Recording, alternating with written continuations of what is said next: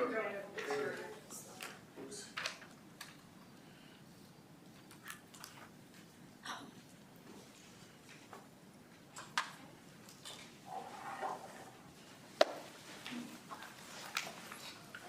Allegiance to the flag of the United States of America and to the republic for which it stands, one nation, under God, indivisible, with liberty and justice for all. All right, we're now open for public comment.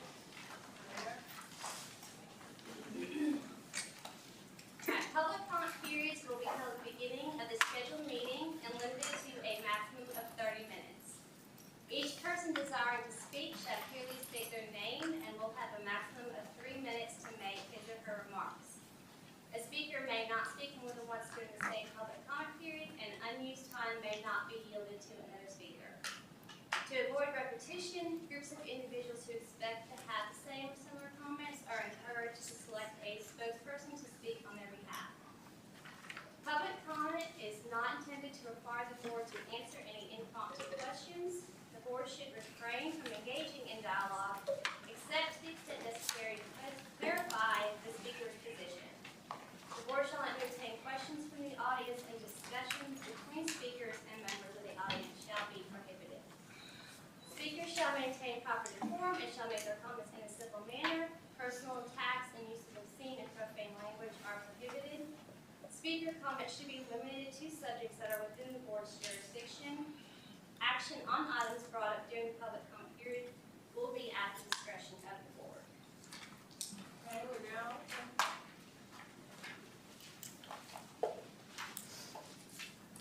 Anyone wish to speak on what? Okay. I'd like to speak. We can sleep. Rebecca Brock, 5220 Christian Lake Road. I would like to urge the group, the Board of Elections, to do a unanimous vote tonight for the early voting plan that we've had before, which is the 17 days, which includes Monday through Friday, 8 to 7:30, 2 Saturdays, 8 to 5, and the last Saturday, 8 to 3. I would urge for 2 Sunday votings, 1 to 5. And I would urge for the 4 locations of Wellington, Angier, Irwin, and Western Harnett. This is exactly as it has been for the last 2 elections, 2022, primary this year, 2020, and some of that, I believe 3 of those locations were open in the 2018 election. That's what people are familiar with. And I would ask that you all do a unanimous vote today, as your plan requires you to have something in 5 to 7 today. Thank you very much. Hi, my name's Greg Steiner. I live at 90 Grayson Place. And I really feel like every election is important and it's a civic duty, and we should make it as easy as possible for everybody to be able to vote around all of our busy schedules and all that. So it's a no-brainer. This should be a unanimous decision that early voting, there shouldn't be any changes to it at all. This affects all of us, and it should be an opportunity for everybody. There's no reason to cancel dates or anything like that. So I hope you would consider that vote unanimously to keep early voting the way it is. We don't want to keep our people confused. So thank you very much. Good evening. How are you all? My name is Ms. Tanya White Anderson, and I'm a precinct chair for Stewart Creek. And I want to just reiterate that during this last few experiences that I've been through as far as the precinct chair, I was, in reference to the restrooms and so forth, it was kind of inconvenience, especially when you're out there trying to support the cause of the state of Board of Elections. And again, we already got a lot of confusion that's going on as we speak from the state legislation and so forth. So if you try to, like you say, mix up the pot, it caused more confusion.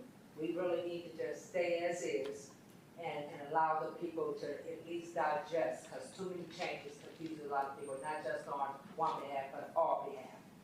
So that's all I'm asking is please reconsider and keep it as is.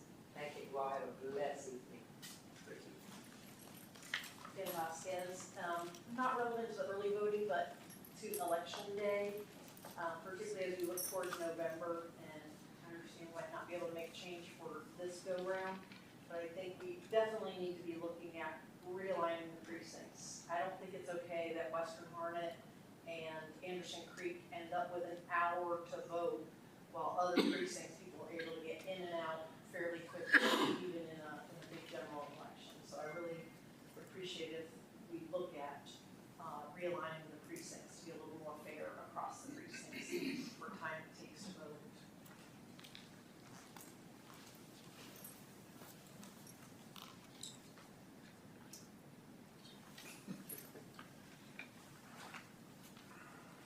Good afternoon, all. I'm Richard Chapman, 5220 Christian Light Road, Fuquay.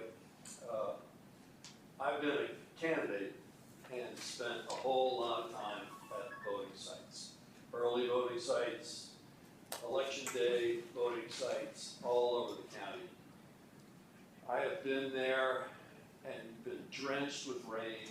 I have been broiled by the sun. I have frozen my butt off dealing with voters. And it was hard. And there's just lots of times when I would just stand there and say to myself, what am I doing here? Yeah, I must be crazy. Can't these people just vote? Why do we have to go out of our way to have so many days and so many hours and seemingly not really do anything but inconvenience the Board of Elections, the election workers, and the candidates? But then I slapped myself across the face and I realized that elections are not about me. They're about the voters. The voters count for everything. And trying to be as encouraging as possible to as many people as possible, trying to be as informative as we possibly can to as many people as possible is really what it's all about. It's not about my convenience. It's not about the convenience or it's not about keeping costs down. It's not about all those peripheral things that as administrators and candidates we would like to impose on the electorate. It's about what the electorate wants. And let's face it, the electorate wants lots of options. They want lots of time to show up. And they want to be catered to. We have to figure out a way to do that. So I think that the plan that you guys formulated in the past works fine. I would urge that you continue it for the next 2024, 2025, and we just continue to monitor, continue to encourage the electorate to go from there. Okay, thank you.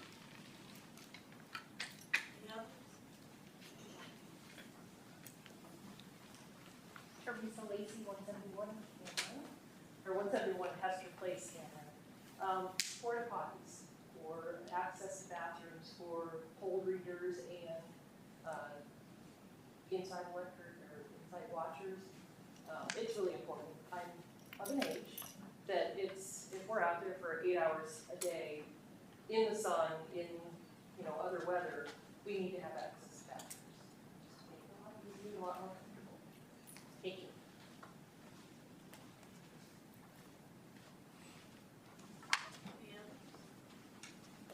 Thank you all for holding it for me.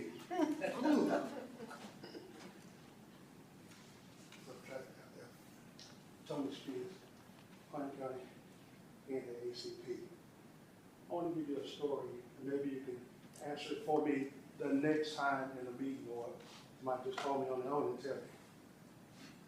If I had a person to go and vote, do curbside, person comes out, give them, you know how they normally do, pass it out, you got to say that you are voting curbside, handicap, whatever they get. Takes that back in, get the information, comes back out and give the two people occupants in the car and I voted sticker. They pull off and the person tells me, you know what, Mr. Spears, I can keep myself because I know better. but I don't understand why he gave me I voted sticker, and I didn't vote. So I tried to check into it, and all I'm getting is our records show that the person voted. Now, I just want to know where did I go and what all I need to do. I know it's passed, but going forward also, these things can happen. And I got this information because somebody happened to be talking about something else and said, I got a friend, you know. So where do we go to talk to? Because personally, I tell you, I drove all the way to Raleigh, and I was told I got to make an appointment. Even though I'm there, and I got to make an appointment because nobody wants to talk to me. So bottom line is, if the person know they didn't vote, but staff says they did vote according to the records, what can be done about that? So just something to think about, because there are problems, irregularities all the time. Also, after this election, I want to put it on the board to find some money somewhere to get better signs so that we don't look bad. Because the sign right over here looks bad to be out there on the front saying curbside with a chair, a white chair folded over it to hold it down to for some reason. But that looks bad on the board as a whole, as though we have no money. Thank you. Others?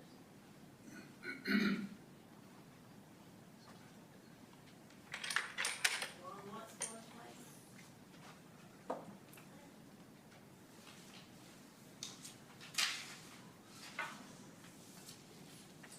All right, now we're down, moving over to minutes, April 30th.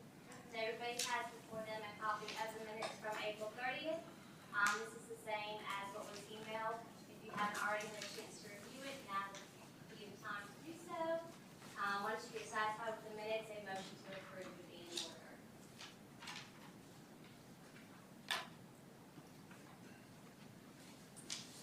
I move to approve the April 30th minutes. I'll second. Any other discussion? All those in favor? Aye. Any opposed? All right, so this is the,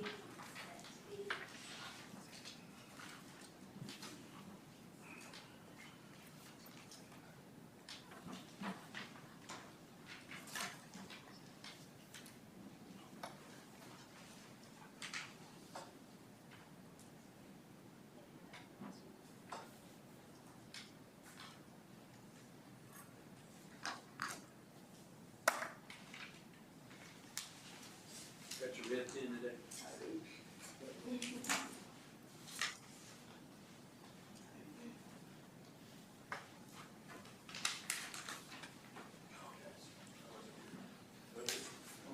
Okay.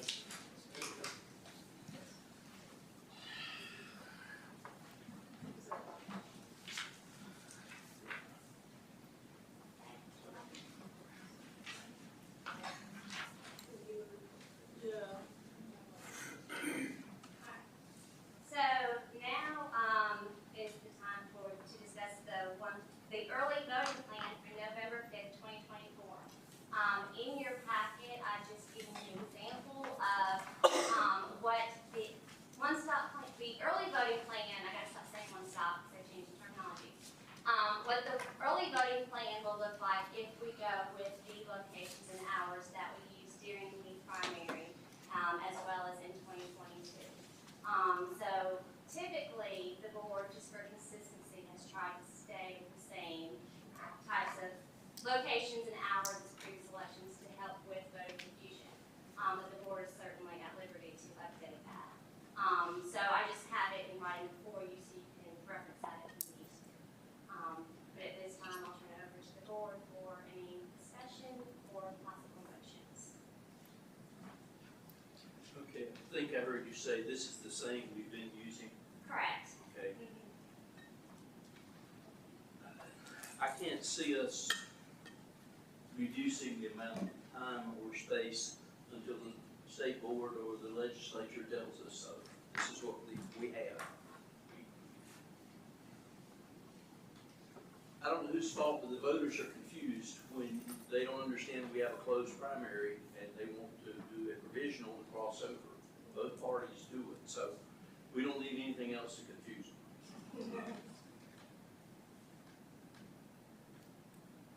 Any other thoughts? Is there a motion? I have some questions. Okay.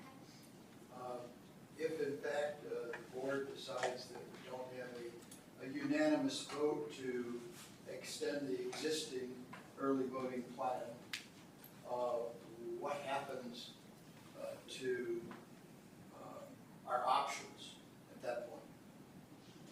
So if the plan is not approved unanimously, different parties of the board can submit their own individual plans to the state board. And then the state board would have a hearing to determine which plan, that they would select to go with, or they can select their own plan. So it's really just depends on what the board wants individually and what they can compromise on as a whole. But we can submit a non-unanimous plans to the state board and they would review that. Is there any penalty that we'd suffer for doing that by the state board? Not a penalty, just the time delay and possible confusion to voters. Well, I heard a rumor, and that's why I'm trying to confirm it, that if in fact it's not just approved as it stands, that we would then have to accept one location. And is that something that's in the regulations, in law, or board action? So basically, if the board does not come up with a unanimous plan, it does default to the one location, Monday through Friday, 8 to 5. But that is why you petition to the state board to do another plan. And I can guarantee that the state board is not going to allow any location in North Carolina to only have one location, Monday through Friday, 8 to 5. And that, I think, is one of the reasons why they want these plans earlier. So if there are a lot of non-unanimous, they can go ahead and get it established and get the plans finalized prior to the general election and making sure all the counties have time to advertise those plans. I see. Well, then that brings up another point. I know I missed last week's meeting where it was going to be discussed.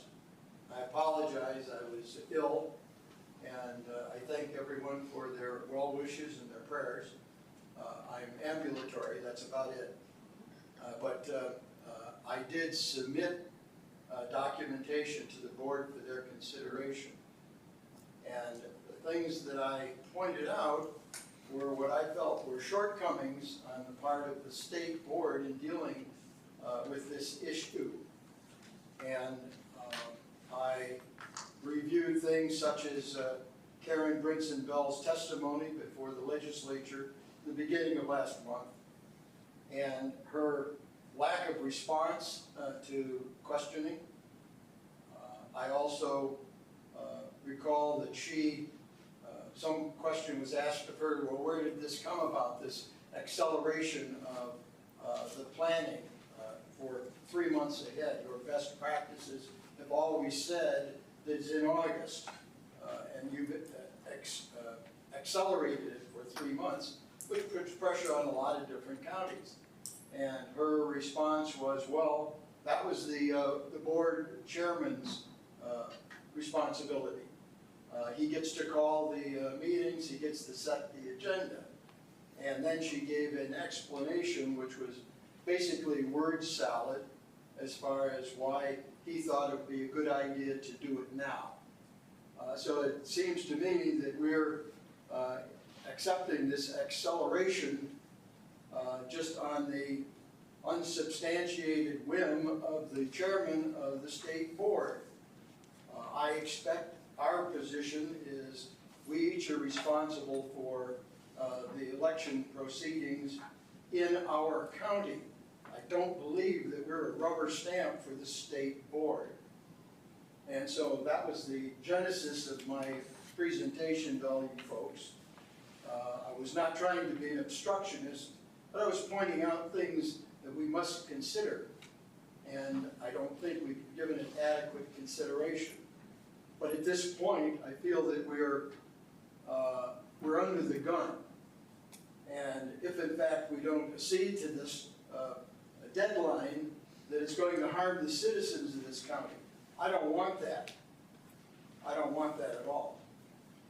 So at this point, I don't like the way the state board has treated us or treated this issue. I would be glad to discuss it or appear before the state board about what I perceive as their shortcomings, but I don't want it to hang on the decision of our early voting. So in that regard, I'm not relinquishing any of my opposition or my position that I stated earlier, but I'm willing to go forward with the passage of our existing early voting plan and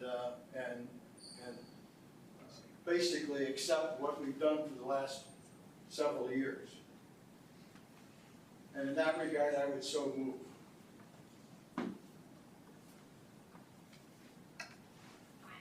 So just to clarify for everybody, so your motion is to approve the one-stop plan as it's printed on here that we've done in the past. So that's the 4 locations, Monday through Friday, 8 to 7:30. The first 2 Saturdays, 8 to 5. The 2 Sundays, 1 to 5, and then the last Saturday from 8 to 3. That's correct. I'll second that motion. All right. So motion is second. Are there any other discussions? I have a caveat. And I've thought a lot about this, and I've read a lot about it, and I've read Bill's piece too. State board always tells us when you walk in, you don't wear a political hat. The legislature wears a political hat. They're telling us not to wear it, but they're wearing it, and that's my caveat. And I'm going to go along with it, but I don't like it. Not the procedure. Not to block 747. Because if that happens, all of it's going to change anyway. So. Any other discussion? Yeah, I don't know if anyone has clarity on what I agree with Mr. Curran, what he's just said. And the paper that I submitted to the board indicated multiple areas where there was no clear-cut justification for the advancement of the voting plan. The only thing that was mentioned by the chair is it may have an impact because we may have some problems because we're not sure what's going to happen. Direct reference to 749.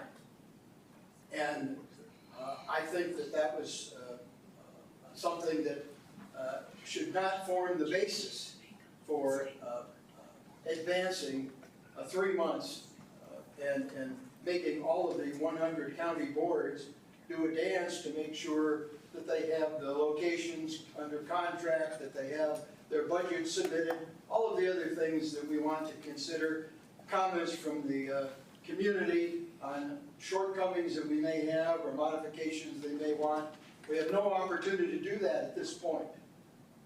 And so if Jim is making an amendment to my motion, I accept it. It's not an amendment. It was just a caveat that I considered it's not an amendment. All right.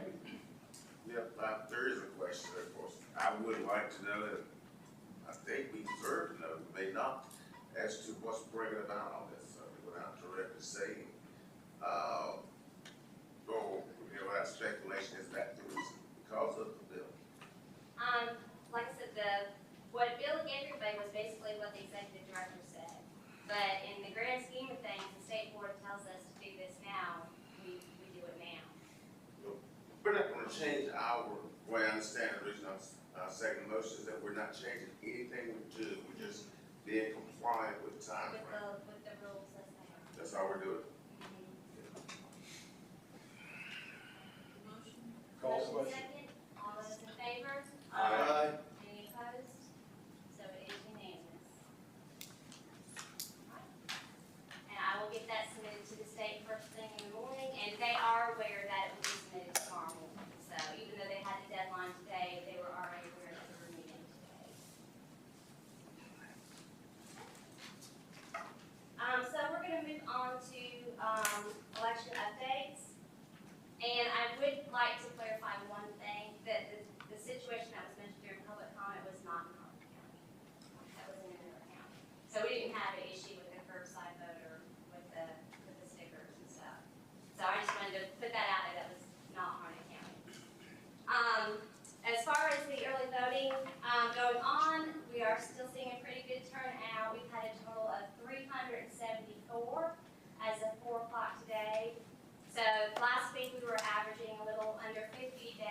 now we're kind of getting about 40 a day, which again, for a second primary is kind of expected. But other than that, everything up there is going well.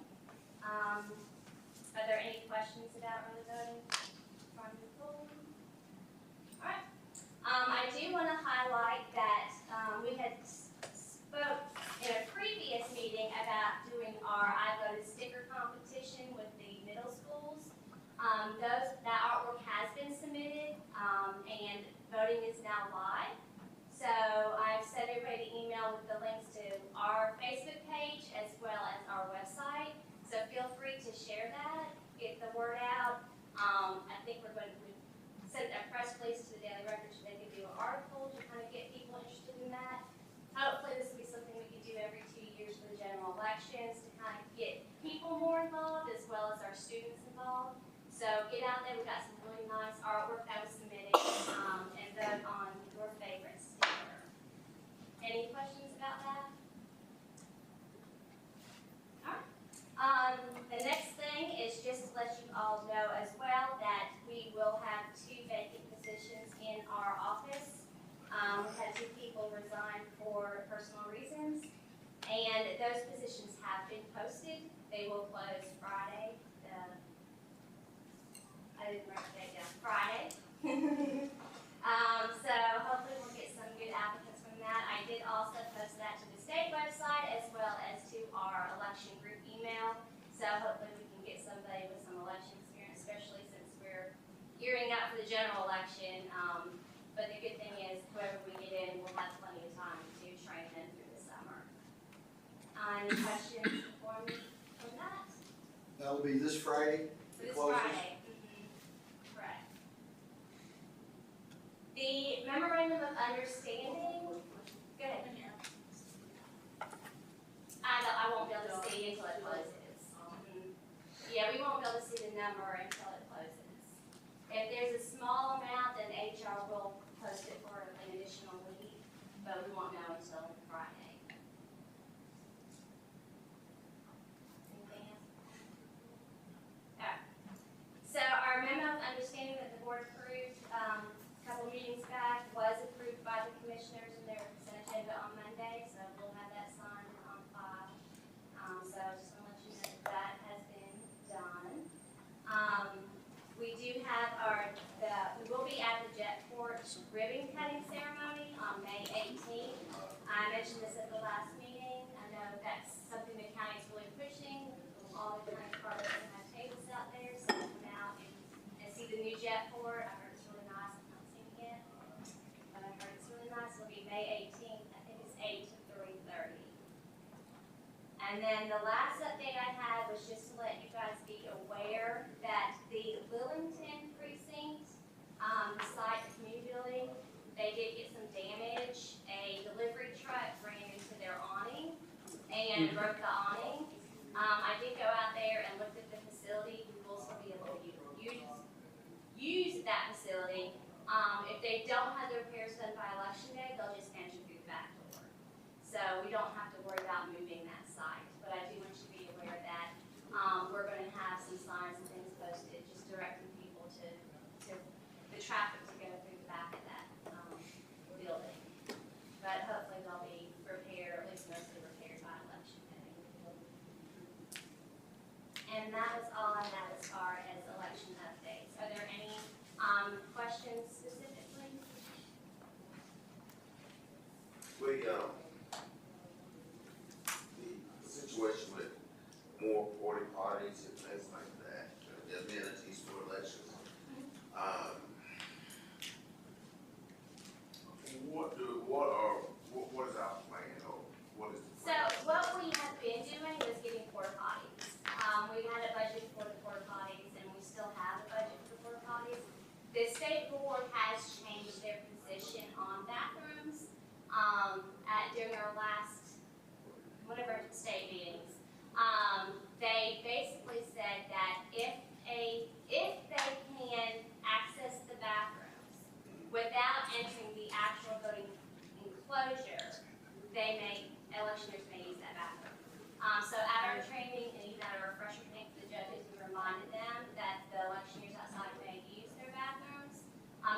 don't have to enter the voting enclosure.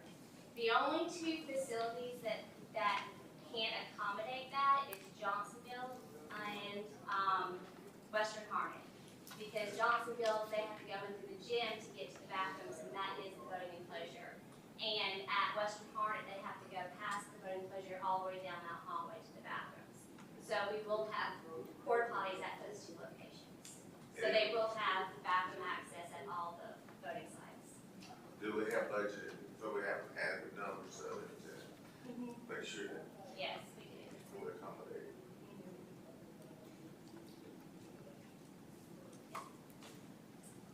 Any other questions? Ready to move on to absentee? All right. So everybody has in front of them the absentee list. We have 11 tonight, and we actually do not have any duplicated ballots, nor do we have any affidavits to review, so it's just 11 regular old absentee envelopes. So I'll pull them out for you guys to look at. Bill said, oh yeah,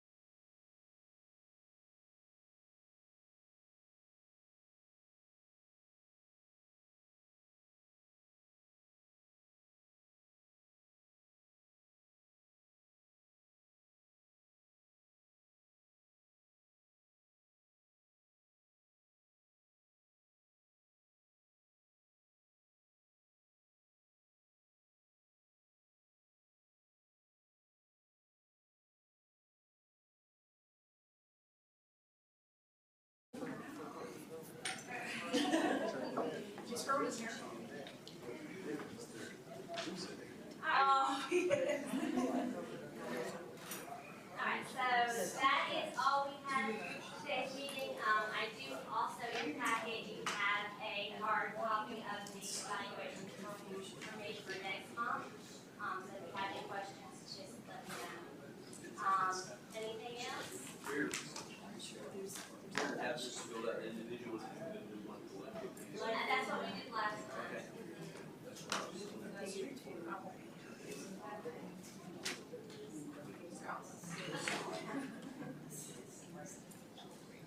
Alright, well, you can forward your notes to Allison. Alright, so our next meeting will be Monday, May 13th at 5 o'clock, and that is our pre-election